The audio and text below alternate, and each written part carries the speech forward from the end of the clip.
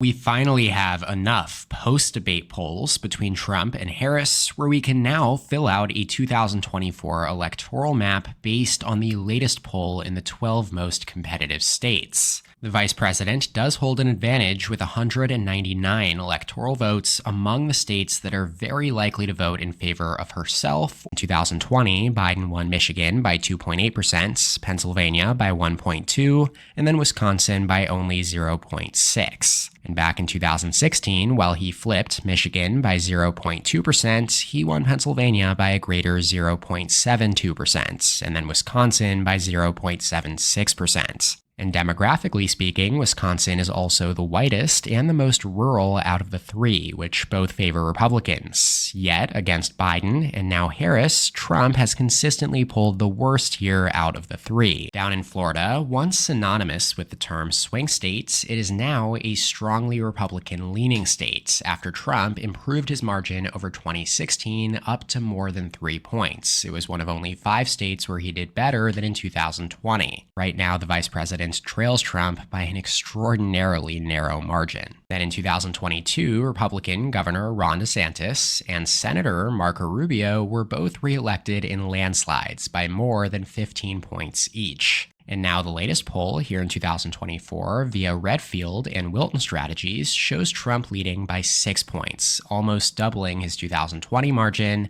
with 50% to Harris's 44% among almost 1,500 registered voters surveyed between September 6th and 9th. Also a consistent lean blue state in recent cycles, Joe Biden carried New Hampshire by 7 points in 2020, seeing a hard shift to the left since Hillary Clinton nearly lost to Trump in New Hampshire in 2016. Now here in 2024, the latest survey has Harris leading by an identical margin as Virginia, 8 percentage points, with 51% to 43% among more than 2,000 likely voters surveyed by St. Anselm College, that is a premier pollster here in New Hampshire, between the dates of September 11th and 12th. So New Hampshire will also go in the likely blue column here, blending in with the rest of the Democratic-dominated Northeast region. And it does keep Harris in the race here as we head over to the core Rust Belt region that has decided the last 2 elections. The latest Wisconsin poll via Marist College has Harris leading Trump by a point, with 50% to 49% and just 1% of the almost 1,200 likely voters sampled undecided, that is, between September 12th and 17th, though it was only just released yesterday. That does trend in line with most of the other surveys in Wisconsin. As you see, polling average, Harris leads by 2 points, exactly based on a total of 36 polls, a lead that she has held since late July. Let's start in the bluest of the 3, Minnesota, worth 10 electoral votes. It doesn't get the same attention as the other 3 states here, given that it has not voted Republican in more than 50 years, actually holding the longest active blue streak in the nation. And while it did seem very much in play for Trump with Biden still in the race, Kamala Harris and her running mates, Minnesota Governor Tim Walz, have consistently led Trump in every single poll since Biden dropped out. That includes this latest one via the Minneapolis Post and Embold research, showing the VP up 4 points over the former president, 48.8% to 44.6%, so 4.2 points to be exact, among more than 1,500 likely voters surveyed between September 4th and 8th. So Minnesota leans blue here on the map, meaning that the race to 270 electoral votes yet again comes down to the core Upper Rust Belt trio, or WIMPA as some have started to call them because of their abbreviations.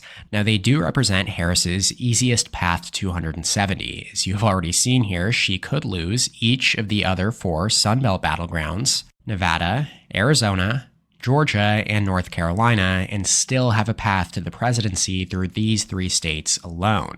Yet with that said, Trump only needs to win one of them. Any kind of split would most likely result in a second Trump term. Now Nevada did vote for Biden by more than 2 points in 2020, though it has trended 7 points to the right of the nation since 2012, when Obama carried Nevada by 7 points. And then most recently in the 2022 midterms, Republican Joe Lombardo Lombardo flipped the governor's office, and the GOP received more votes for U.S. House across Nevada's 4 U.S. And that does make Michigan another tilt blue state here, meaning that it all comes down to Pennsylvania, the keystone state in name and in practice. It is the most likely tipping point state for this exact reason. Trump has 268, Harris 251. Whoever wins Pennsylvania in this scenario wins the White House. According to Nate Silver's presidential forecast, Pennsylvania has a 33% or 1 in 3% chance of tipping, or in other words, deciding the election. And that is more than double the next most likely states, which are, sure enough, Wisconsin and Michigan.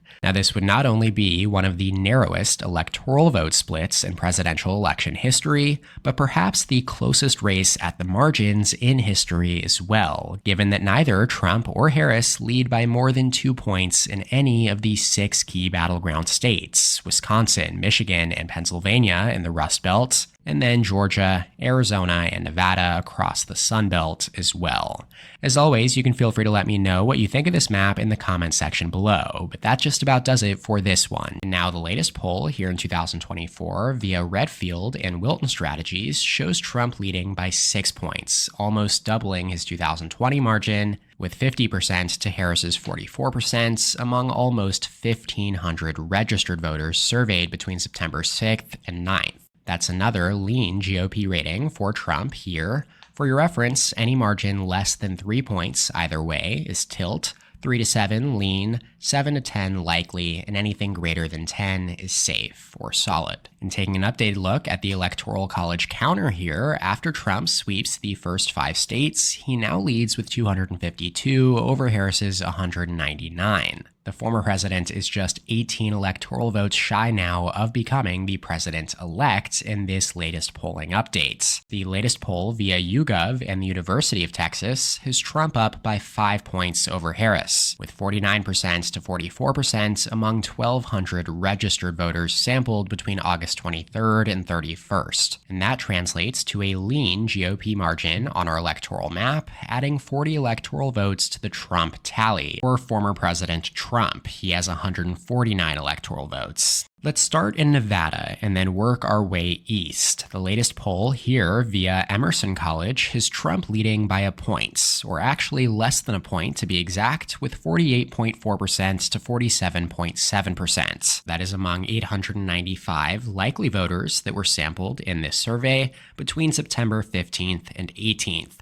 And that means that Nevada will tilt in favor of Trump and the GOP here on our map. The Commonwealth will award 13 electoral votes this November, and the latest poll suggests that Kamala Harris is favored to win them, as she does lead by 8 points, with 51% to 43% among over 1,000 likely voters surveyed by the Schar School and the Washington Post between September 4th and 8th. This means that Virginia goes in the likely blue column for Harris. It's the first battleground to go blue in this update, though it would still be an underperformance for the VP relative to Biden's margin of 10 points in the 2020 cycle. Now, one interesting tidbit that I learned recently, and you might also find interesting, is that in every single presidential election where the White House has changed hands, that is, from one party to the other, the incoming candidate flipped a state that their party had not won the last time they won the presidency. In this case, Nevada is far and away the most likely state for Trump to continue that streak, as he won almost every other battleground on this map in the 2016 election, that is, except for Minnesota,